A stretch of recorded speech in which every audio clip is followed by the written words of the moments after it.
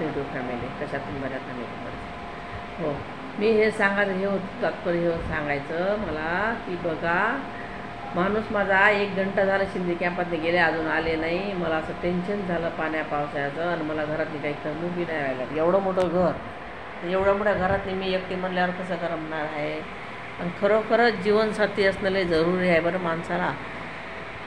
ज्यावेळेस आपल्याकडे आपल्या जिंदगीत माणूस असतो ना त्यावेळेस आपण त्याला हळहळ करतो, पण हळहळ करू नका मंडळी. खरोखरच माणूस जेव्हा आपल्या जिंदगीतून जाते ना त्यावेळेस आपल्याला माणसाची किंमत कळते.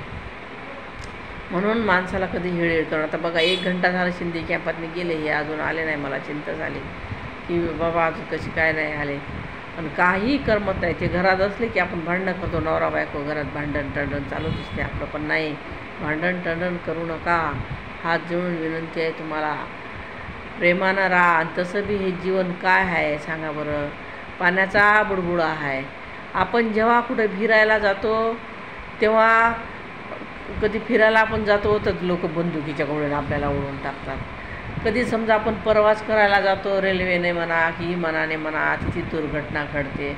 म्हणजे आपण विचार करत असतो का की आता बाबा दुर्घटना आपण जेव्हा गावाला जातो तेव्हा असं आपल्याला वाटतं बाबा मी गावाला जाईन, हे करेन ते करेन, आता मुंबईला जाईन मी, फिरेन, हे करेन असं वाटतं ना. पण माहीत नाही देवाचं काय आहे ते. कधी असा क्षण येतो की माणूस म्हणतातच काही दुर्घटना होते. म्हणून हे आता बाबा दिवस खूप खराब आले. पाहिजे ना तुम्ही पुढे ऑल इंडियातनी कुठे काय होते, कुठे कुठं इंद्रायणीचा पूल पडते, तर कुठे विमानच पडते, कुठे हेच होते, कुठं तेच होते.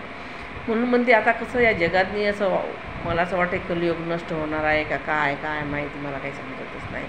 म्हणजे किती संख्या कमी होऊ राहिली, किती माणसं मरू राहिले. पहिले असं होतं का आम्ही लहान होतो तेव्हा नव्हतं बाबा असं एवढं होत, तेव्हा ठीक होतं.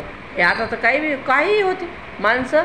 आता आमची शेजारची ती बाई त्या दिवशी जेवली खावली, अरे रात्री 8 वाजता गायब. म्हणजे हे काय जादूसारखंच आहे का काय, असं म्हणजे असं काय वाटतच नाही. मरणं म्हणजे एक कुत्र्या मांजरासारखी जिंदगी झाली. कुत्रे कसे मरतात तशी जिंदगी झाली हो मंडळी. काही खरं नाही हो बापा. खरंच कधी कधी तर मला इतका टेन्शन होते की खरंच वाटते आज हवं आपण उद्या हवं की नाही हवं, इतकं टेन्शन होते मंडळी.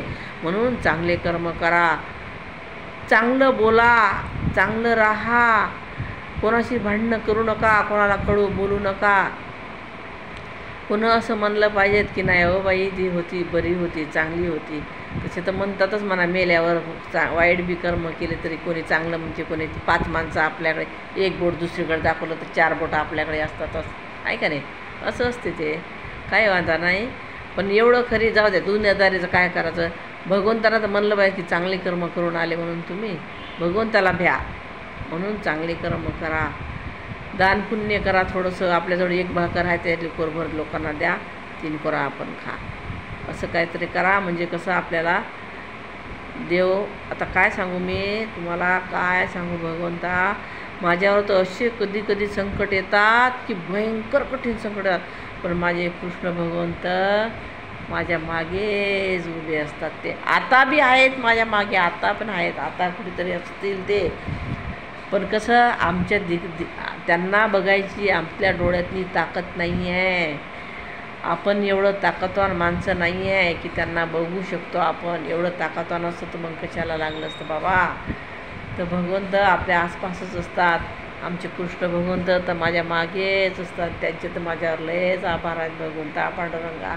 मला तर असं वाटते देव जर मला आता दिसले ना, मला जर वाटलं म्हणलं ना देवानं की चाल तुला चालायचं जर नदीत उडी मारो तर मी याने कोणती शंका न करता आम्ही माझ्या भगवंतासोबत चालली जाईल आणि पाण्यात उडी मारली.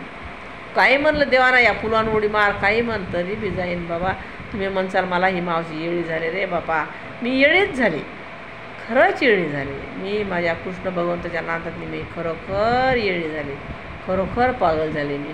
कारण ते माझ्यासोबतच असतात, मला चमत्कार दाखवतात, बोलत नाहीत पण माझ्यासोबतच असतात. माझे सगळे कामं ते करतात, मला काहीच करावं नाही लागत.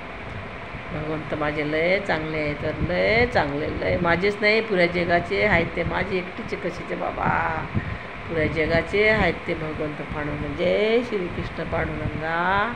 आणि नवऱ्यासोबत भांडण नका करू बरं. हे बघा माझा नवरा आता बाहेर गेले, मला काहीच नाही करमू राहिलं आहे. एवढंच्या मोठं घर आहे. या घरात मी एकटीच आहो फक्त. माझा पोरगा बाहेर अभ्यास करायला जाते. 2 पोरीचे लग्न झाले. पोरी नवऱ्याच्या घरी गेल्या. मग आता मी एकटीच आहे. एकटंच यायचं आणि एकटंच जायचं. हा आखरीचा शेवटचा प्रश्न. अकेला आणि का अकेला. आले आले आले आले आले का वा आले आले गेट लावे नाही का. आले आले आले. आताच किती आवशी आहे तुम्हाला. मी आताच आठवण काढली तुमची. हा तेव्हा खरंच सांगा यूट्यूब फॅमिली काढली का नाही आठवण. बरं आले हो आले आले. आत्ताच आठवण काढली मनात. मी मनातल्या मनात नाही. मी यूट्यूब फॅमिलीला सांगू राहिली की बाबा आमच्या घरचे गेले. करमून राहिलं. भांडणं करू नका. किटकिट करू नका. पा आले. ये ना आता खोलाला छत्री. दिसले मंडळी. आले आले आले आले. मला कधी कधी चक्रा येतात. भाभी तुझा जीव घाबरते आता माझा. मला एकटं राहावं वाटत नाही आता मला. ते तरी बरं झालं की शुक्रिया की तुम्ही हा सोबत म्हणून कमसे कम तुमच्यासोबत तरी बोलतो. हे पाहिले हा टाटा करा बरं. नमस्कार करा बरं. नमस्कार करा ना यूट्यूब फॅमिलीला. नमस्कार करतात हो. नमस्कार करतात.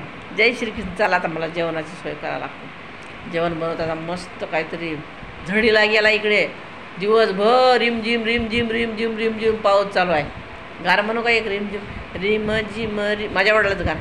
रिमझिम रिमझिम पाऊस आला. रिमझिम रिमझिम पाऊस आला. तसं रे नाही एवढंच आहे. लई मोठं गाणं आहे पण मग आपल्याला काही येत नाही ते. हो हो. रिमझिम रिमझिम पाऊस आला. सुटला थंडा वारा. आकाशवाणी कृष्णावाणी म्हणजे ते गरजच नाही का ते खडखड खडखड ते त्याला म्हणत होते. आकाशवाणी कृष्णवाणी. बस एवढंच ते पुढे नाही येत आपल्याला. बस झालं एवढंच ऐकून घ्या तुम्ही. जय श्री.